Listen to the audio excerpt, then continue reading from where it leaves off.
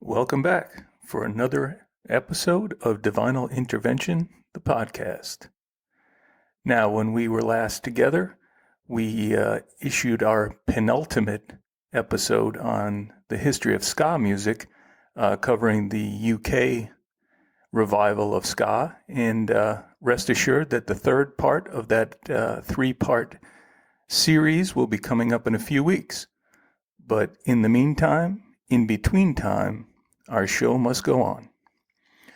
One of the kinds of episodes I think we're going to periodically feature is one where we discuss underappreciated artists or artists who I don't know that received the due that they appropriately should have given their output and the quality of the work that they do. So today we're going to have one of those episodes. We're going to go a little bit deeper into our stacks and feature some of what I would reasonably call unheralded artists.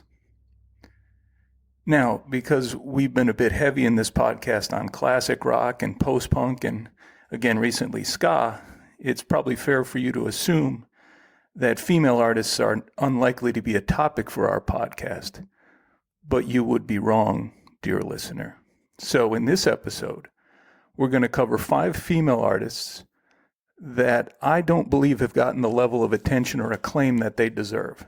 So they're not unknown artists, but you rarely hear their work, especially on the radio, even at the time that these albums that we're going to feature were released, and several of which came out about 20 years ago. So I guess I suspect the main reason for their lack of acclaim is that their music is very tough to categorize.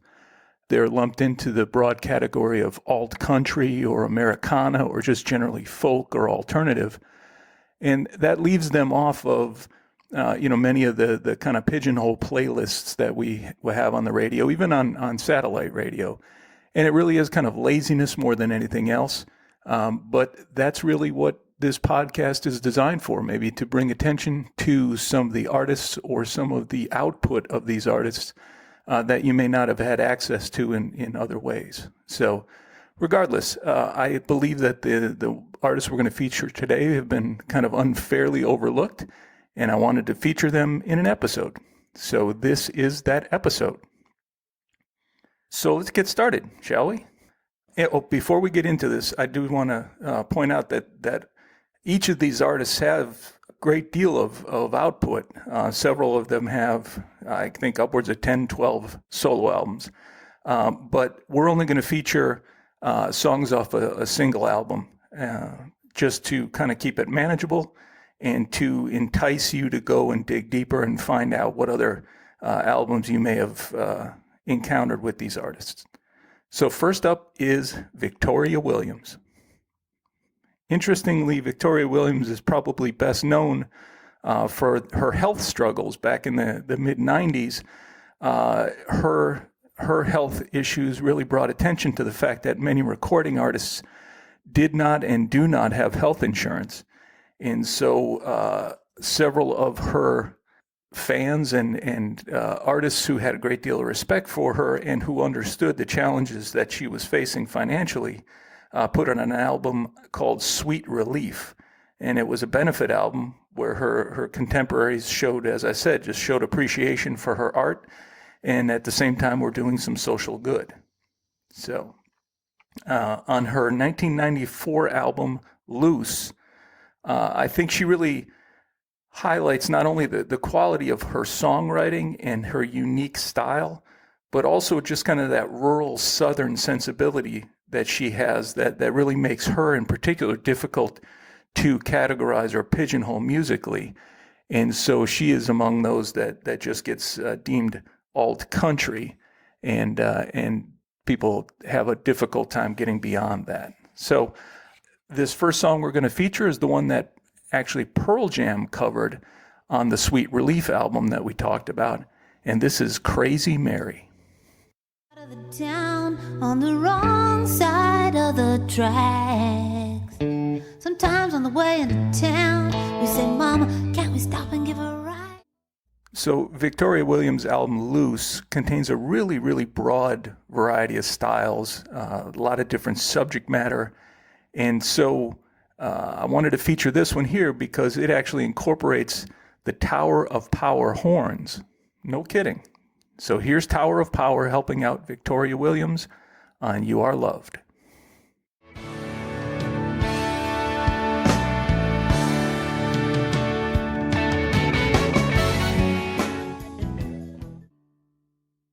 Now, the second song I wanted to feature off of this Hips and Makers album is a song called Teeth. But before we drop the needle on that one, I do want to warn you that there's just a little bit of sharp language in this one. I likely, as you probably heard in previous episodes, I sometimes will try to edit some of these out. I am not going to do that in this one, only because it's difficult to break that out of there. And I just wanted to play the song as written, but I did want to let you know that there is one word in there that's a little more blunt than the others. So here is Teeth by Christian Hirsch. This hairdo's truly evil. I'm not sure. All right, moving on to my next difficult to classify artist. By now, Nick O'Case has probably become reasonably well known. Certainly she's popular enough, at least in the South, to have recorded an Austin City Limits concert or performance.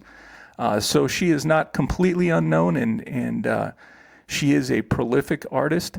So I did want to feature one of her albums because, again, I don't know that she's gotten the level of acclaim that she deserves. One of my favorite voices. She's just got a really clear, strong voice that just jumps out of the speakers. But it's also very expressive at times. You know, when the song calls for it, she's quite good with that. And I think a big part of it is not only her voice, obviously, but it's just so well recorded. I think that the production and the engineering on her albums is quite good, especially in her middle period where she started to really understand, or her producers really started to understand how best to feature this tremendous voice that she had and to bring it really forward in the mix. So several years into her solo career, Case released this one. It's called Fox Confessor Brings the Flood. It's a very impressive, really interesting album. And it, as you'll hear, it probably comes as no surprise that folks have a really hard time fitting her into a particular category. So she always gets the alternative or, again, alt country label, like most of the artists that we're featuring today. So the Fox Confessor album kicks off with this song, which is kind of a slice of life and one that digs a little bit deep. So this is Margaret versus Pauline. Everything's so easy for Polly. Ancient strings that feel like speed to her, such mild grace. Now, personally, I have a very difficult time just picking a couple of songs off this album. I really encourage you to download this one or to check it out if you see it in a store. Buy it and listen to it end to end. It's a very impressive album in my view. And like I said, I have a very difficult time just picking out a couple of songs. But this one's a little bit more upbeat, a little more energy on this one. And this is called Hold On, Hold On. I know it's unkind, but my own blood is much too dangerous. So again, with all the artists that we're featuring in this episode, I think that if you're at all intrigued by what you're hearing, you would definitely benefit by digging deeper into not only the albums that we're featuring here, but into the relatively deep catalogs of these female artists. Again, unfortunately, time considerations allow really just kind of a surface discussion. And again, we're featuring songs only from a single album from artists who have several releases, many of which are just as good, if not better, than the ones that we're featuring. But these were ones that I felt like characterized or best presented these artists for you to get a good idea of what you might be hearing should you dig into their catalogs. So again, I very much encourage you to check these out if you're interested, or if this has kind of sparked a little something in your listening. which again is one of the big reasons that we're trying to do this podcast. Not only to celebrate music, not only to feature particular artists or different kinds of music, but to do what people have done for me throughout my life, which is to expose you to things you may have not have had an opportunity to hear before, or at least hear in depth, and to make connections, kind of that spider web of artists and music styles that allows you to learn new things, hear new things, and have more appreciation for different kinds of music. So that's a big part of what we're trying to do here, and I hope we are doing that for you. So next, we're gonna cover an artist that made a really big splash with her, I guess it's a comeback album of sorts, but then she really receded right back into relative obscurity after that. So even though she became much more prolific, she released a lot more albums, none of which got the attention that her comeback album did. So I'm talking about Lucinda Williams, who was a very well-respected songwriter in country circles, but rarely released albums. So when she released in 1998, she released Car Wheels on a Gravel Road, and it was a sensation. It was hard to escape discussion about it, reviews of it, and of course she actually received a Grammy Award for that. So it was a very highly reviewed, well-received album, and so it put Lucinda Williams, if not on the map, back on the map. So the strange part is that in subsequent years, she continued to release albums at a pace that was faster than she had back when people were begging her to release new albums, but to little or no fanfare. And so I'm actually going to feature today her very first album post Car Wheels on a Gravel Road, and that's her 2000 album called Essence. And this is one that stands out to me as one that's really understated as to her style and to the subject matter that she covers. And it's quite possible that this introspective album is why people who were excited about her comeback maybe weren't as excited. I'm not quite sure why, though. These are tremendous songs, well written, well recorded. And so let's just get into it. So from that album, from the Essence album, Lucinda Williams with Lonely Girls.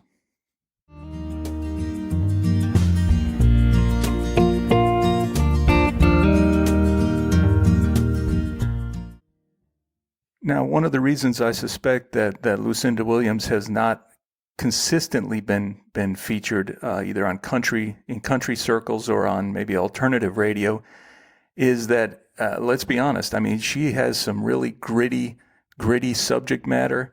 And by gritty, I mean gritty.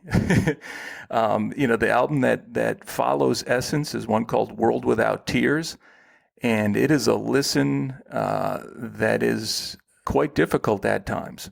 And so, I think she challenges her audience. I think she puts out there things that maybe a lot of artists are not really comfortable putting out.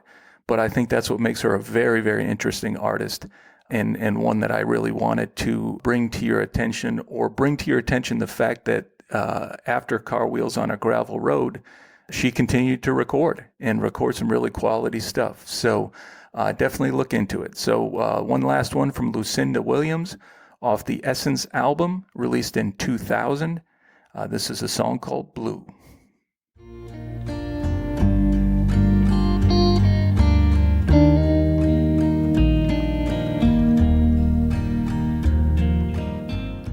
As you can see, it's really not the pickup truck, cut off jean short, red Solo Cup style of country music. But to my ears, this is really quintessentially country in kind of the historical sense as I hear it. I've got my issues with country music, especially contemporary country.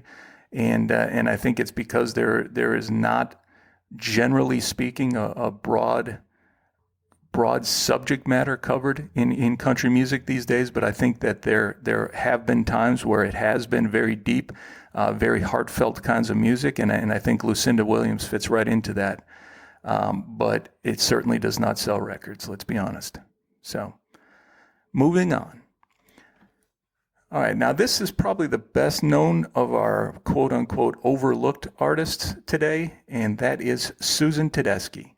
But she's primarily known for her participation in the Tedeschi Trucks Band with her husband Derek Trucks, of course.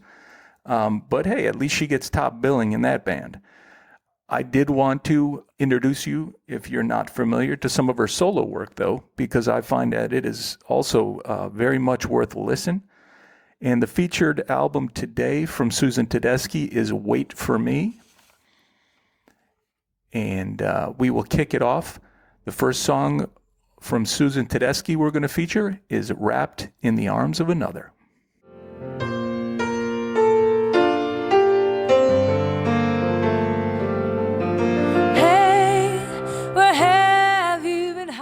Among the reasons that I wanted to feature these artists today is not only for their performances, their recordings, but also their abilities as songwriters. And so I have tried to avoid, at least on this podcast, to cover or to feature any of their cover songs, although several of them have very, very good and very tastefully done covers. But that avoidance of covers is going to stop right now. And the only reason I do this is because I'm a huge fan of Susan Tedeschi's cover of Bob Dylan's Don't Think Twice, It's All Right. And so from her Wait For Me album, here is Dylan's Don't Think Twice, It's All Right, which, I must point out, has some really good work on the Hammond B3 organ. So enjoy it.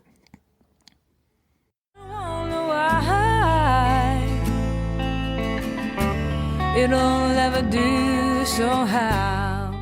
And there it is. So today we have turned the spotlight onto some of what I would call underappreciated artists who happen to be female artists, at least in this episode. And again, this I think is going to be a feature. I think sometimes we'll do an episode with maybe one or two artists, whether that's a band or a solo artist, or we may do them in groups like we did today.